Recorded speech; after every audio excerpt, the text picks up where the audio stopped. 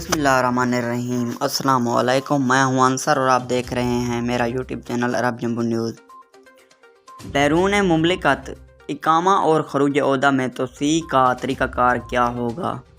Saudi immigration कवानीन में गैर मुल्की कारकुनों को मुमलिकत से छुट्टी पर जाने के लिए एग्ज़िट री एंट्री वीज़ा हासिल करना ज़रूरी होता है। एग्ज़िट री एंट्री वीज़े की फ़ीस माहाना होती है। इब्तदाई वीज़ा 2 माह के लिए जारी किया जाता है, जिसकी फ़ीस यकशीमत 200 रियाल वसूल की जाती है। इब्तदाई फ़ीस के हर माह की बुनियाद पर 100 रियाल माहाना के हिसाब से फ़ीस वसूल की जाती है। जितने महीने का खरूज ओहदा दरकार होता है, उतने ही माह की फ़ीस जमा कराना ज़रूरी होती है। जिवाज़ात से एक शख्स ने दरियाफ्त किया कि खरूज ओहदा पर गया था, लेकिन ताख़ीर की वजह से इकामा भी एक्सपायर हो गया।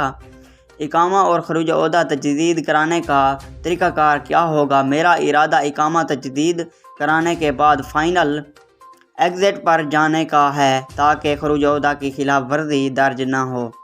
जिवाज़ात का कहना था कि इमिग्रेशन कवानीन के तहत ऐसे इकामा होल्डर्स तारकीन जो खरूज ओहदा पर गए थे मगर किसी वजह से वापस नहीं आ सके और उस दौरान उनका इकामा और खरूज ओहदा की मुद्दत ख़त्म हो गई, अगर वो आना चाहें तो अपने स्पॉन्सर के ज़रिए पहले इकामा की फ़ीस अदा करके इसे तजदीद कराएं, बाद इज़ा खरूज ओहदा की मुद्दत में इजाफ़ा किया जाए।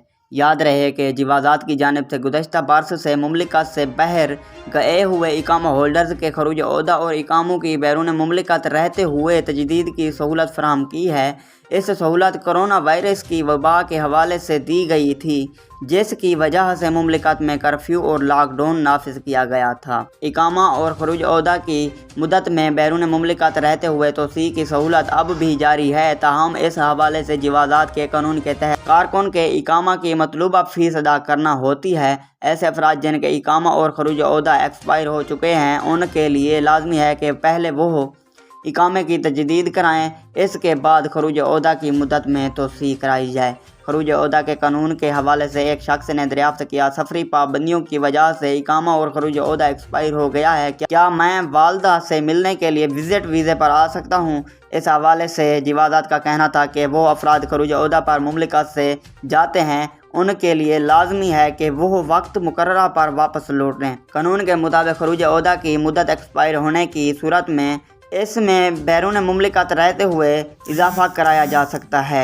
खरूज ओहदा की मुद्दत में इजाफ़े के लिए मतलूबा मुद्दत की फ़ीस अदा करना ज़रूरी है, जिसके बाद इजाफ़ा होने पर मुमलिकत आ सकते हैं।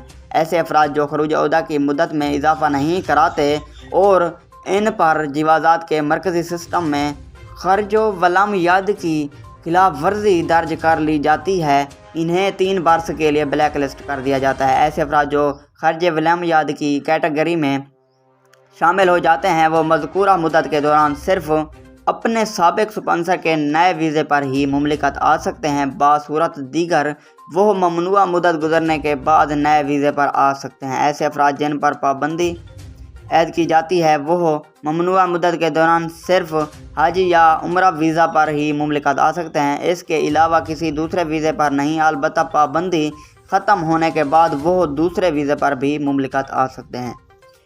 अगर आज की वीडियो अच्छी लगी तो मेरी वीडियो को लाइक कर दें, चैनल पर नए हैं तो प्लीज़ चैनल को सब्सक्राइब कर दें। बहुत शुक्रिया।